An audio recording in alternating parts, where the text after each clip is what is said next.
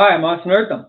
And I'm Taylor Patton, and welcome to the Kitchen Table Podcast. We're here to motivate, educate, and relate to you guys, sharing our stories, helping you to get 1% better in all areas of your life.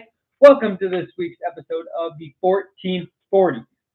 14 minutes and 40 seconds is 1% of your day. We hope you gain something by listening to us. We certainly love doing this. It's a great thing in the middle of our week. We're talking about asking for help here, and again, how I'm not very good at it. Taylor's better at it, but I'm better at helping others, and Taylor's working on it. So, that being said, put in the comments what you guys are struggling with right now. What do you need help with? And we'll try to be your, what is it, dear what, that they put in like the newspapers? Dear Karen. And then they have like a question. I don't know what it is, but I literally thought you were going to say Dear Diary. Dear Diary. Sometimes I do that. Let's talk about that. That's a great way to think about, we talk about having some awareness on Tuesday, right? So it's a great way to have an awareness of what you need to ask for help on. Mm-hmm. So, I star the stuff that I so-call important. Mm-hmm. So if there's something that I'm struggling with that I don't know what to do the next step, asking people for advice is a great place to start. See what they say and helps you get to maybe in the next path you're trying to go down or whatever it might be. Usually it's a big thing trying to figure out my life, It's not usually, I think if there are important questions like, why do we go left around a track and not right? I think that's important to know. Or like, why is there light on the earth and the sun, but not in space? Or the question that's really going around right now is there more doors or more wheels in the world? That's the big question going on. That's a great question.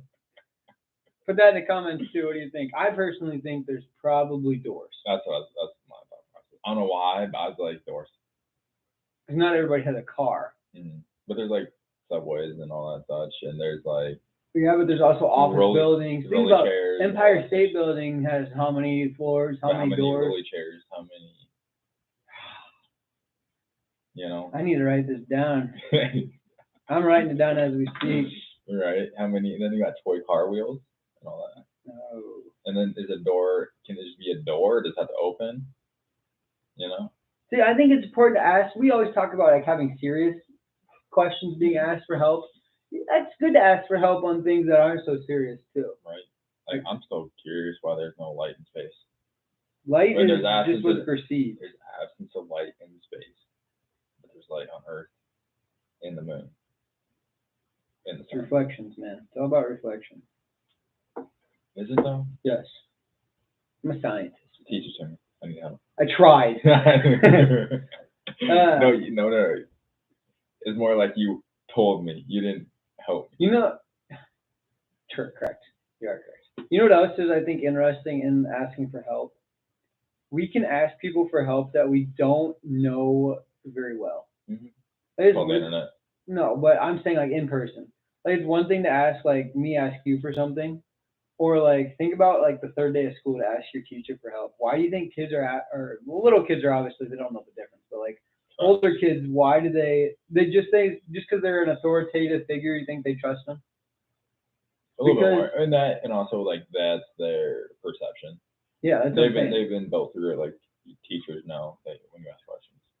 Which goes back to as a teacher, you're supposed to say, I don't know if a kid asks you a question, otherwise you give them the wrong perception, and you should never assume.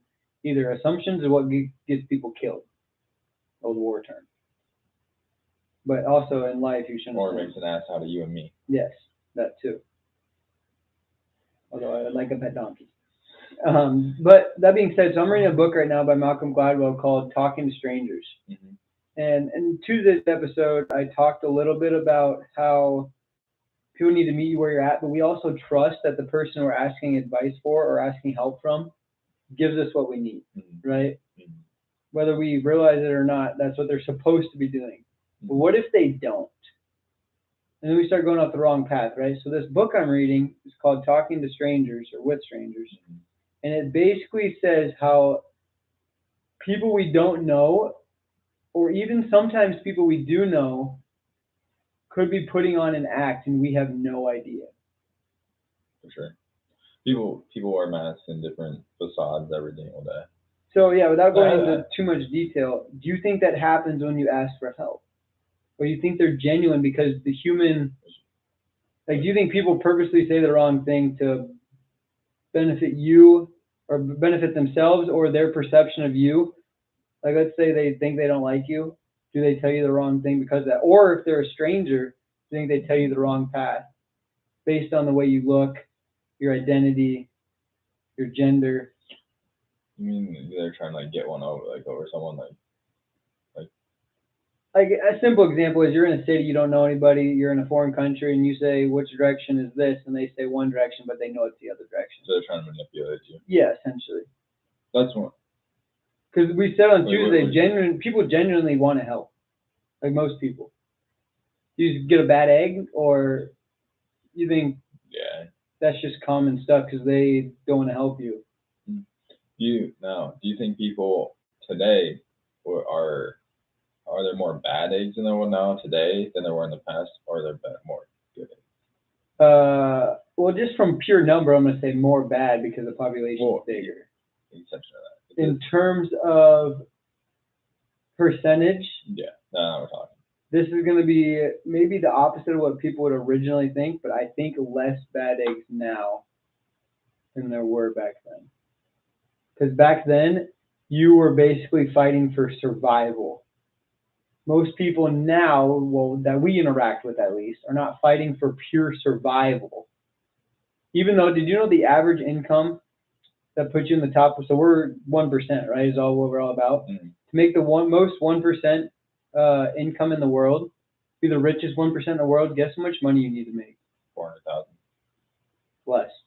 100. We're talking whole world. 32,000. 35,000 to be in the top 1% of the world. What? In the U.S., you're almost in poverty. Sorry, I was thinking U.S. when I said Yeah, 400,000. the whole world. Yeah, U.S. is definitely like, yeah, way up there. Probably more than 400,000. It's probably a million something. But anyways. Not according to Gary Vee. That's where I learned the statistic. Oh, it is? Okay. Well, I didn't hear this. I was just guessing. So you're probably right then. I have done zero research besides Gary Vee telling me. Oh, I believe him. Again, I ask him for help. I believe him. No, we're gonna have Gary Vee on here pretty soon. Just let you guys know. Yeah, we are. I think I think there are more good eggs. I think the bad eggs just seem to have more power or more media attention because that's what drives. Yes, I'd say more.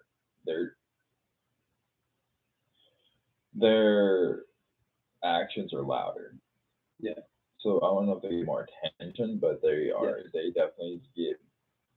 Media's influence that, of course. Yeah. And yeah, so I just want to know. So how do you go about asking? Two questions. First, how do you look at a stranger and ask for help? And two, how do you decide who you're gonna ask? Because like, let's be honest. Like if I'm with Steph and we're like traveling, we're gonna ask a girl to take our picture, not a guy. Oh, for sure, girls. Who asking a guy anyway to take a picture? Is it because they're more aesthetic? Is it because you know they're not gonna run away with your phone? I mean, what's the point? Girl. I would ask a girl too. If I was by myself. Yeah. So I'm saying like, why? I'm not asking a 50-year-old man to take a picture. That's purely because we probably don't know how they're gonna work the phone. That's exactly right. Let's say there's the same age as us, guy and girl. Why ask the girl? Because they're more aesthetic and stuff like that? I think it just comes with like, I don't want to say gender roles, but I'd say generally like photography. The photography is more like a feminine thing. I would agree. Although there are very talented men out there that do photography. Yeah, I think just like in norm speaking, I think females just take the cake on overall photography. So my question is, how do you decide who you're going to ask help from? In the moment, game time decision. Depends. I'm not asking a guy with an overall coat in the middle of the city, hiding in the corner, laying on the ground, to take a picture. But also, don't you think that guy probably has a great story? Yeah. But I'm not letting him take a picture. Okay, that situation, yes. But it is hard to you think he has a great story? Yeah. Do I care about the story when I do my picture taking? No. I wasn't talking about the same scenario anymore, but yes, I get your point. Of course. That made me sound probably like a very like sarcastic asshole, and I would say I'd probably have very much compassion and empathy for that man. I'm just saying that I'm not letting him take a picture of me. Yeah. Maybe you should say smile and take his picture. Yeah, it could be. See, but if you said that, people are probably like, "Oh, you're taking a picture of a homeless man." Like, No, these people are assuming they're homeless on there too. They're thinking of New York City. That's what I picture right there. So why would I talk to that stranger versus the girl and him and his boyfriend are walking down, her and her boyfriend are walking down the streets of Central Park? I'm more likely to talk to them and ask for advice. What's Perceived, stereotypical notions of who they are, what they do, what they're about. Yeah, that's the problem. Just like you're getting more likely to ask a dude for help in the weight room, or you're more likely to ask a man to help you move. See, this is why the book gets interesting, because then we talk about like a bunch of different things. But if you're at a restaurant and you see something's missing, and you're at a table, and you think that table stole it, and there's 2 black guys and 2 white guys, who are you gonna ask first? The table. Yeah, at the table. Who are people more likely to question first? The whole table. Okay. They're going to say, did somebody take this? They all say no. Then they take them back for questioning. Who are they going to ask first? The first person they pull back? Yeah. Who's that going to be? Guy number 1? I can't just give you the whole book, bro. I know what you're saying. I just want to... Yeah. Yeah. More people are going to say the black person first. I get it. Who's to say that besides? That's what I'm saying. That's just the narrative that's been given. That's what I'm saying. So how do we know who to ask to get the best advice? So we just go and hope for the best every time we do it. Yeah. The world's a simulation. It's just like. Well, the snow globe, at least the snow stopped. Right, at least it's warming up around here. That's what the book's talking about, because we're so vulnerable and we ask questions. So we like decipher. We put a picture in our head of this person's going to help me more than this person. On a daily basis, we become more and more vulnerable as a species in general. This is way off topic from like asking for help. Yes, but I'm just saying I feel like our 1440 has been way off topic from asking for help. I feel like it hasn't. But except for your light stuff. We only got a minute left. I don't know. Like, I feel like if you are afraid to ask questions, you're going to be like stuck, and then you're gonna get mad. Thank you, and that is my point, because you said, see, it's all gonna come back together. You said, I asked you, who would you ask, and you said it's case by case basis, man. But overall, I'm just gonna ask somebody and go with it, and go to the next one, right? Yeah. When worst comes to worst, you ask, you move on. Yeah. And I'm saying most people, like, I'm afraid to ask because I overthink everything. If people would just ask and move on, people would ask more questions. And they'd probably make more friends. Yeah. And if they meet a stranger and they're vulnerable to that stranger, as long as they're not giving their social security to them, you're probably never seeing the stranger again. So who cares? Mm-hmm. That's my point. Yeah. It's hard to ask strangers one, but when you do, we put so much into it. Just let it go. Ask, move on. If it's important, make a bunch of small decisions. Ask people who are close to you first. Exactly. Yeah. Going back to the race thing, I don't know how, like, personally, I know what the narrative of the world is. Yeah. But me, I work with every race in the book. So, like, me, I'm going to ask questions no matter what. Yeah. If I'm an interrogator. And it would be interesting to see the different backgrounds of people and how they answer. Mm-hmm.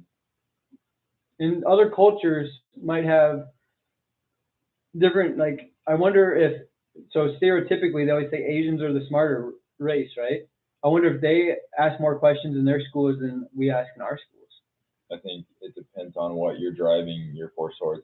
In Chinese culture, dancing isn't the same perspective as being an engineer. You're going to get clapped on the pot for being an engineer. You're going to get shamed if you're just a dancer, or if like you can just throw a ball. Which is interesting because asking for help could be cultural. Yeah. Yeah. Because here it's like, what gets your reward? Yeah. Anything that. Or like we want to be superior or whatever it might be. Yeah. Some questions to ponder. But we're going to end it there. Thanks for tuning in. We'll catch you guys next week on our next episode. Have a great rest of your week, and we'll talk to you later. Love you.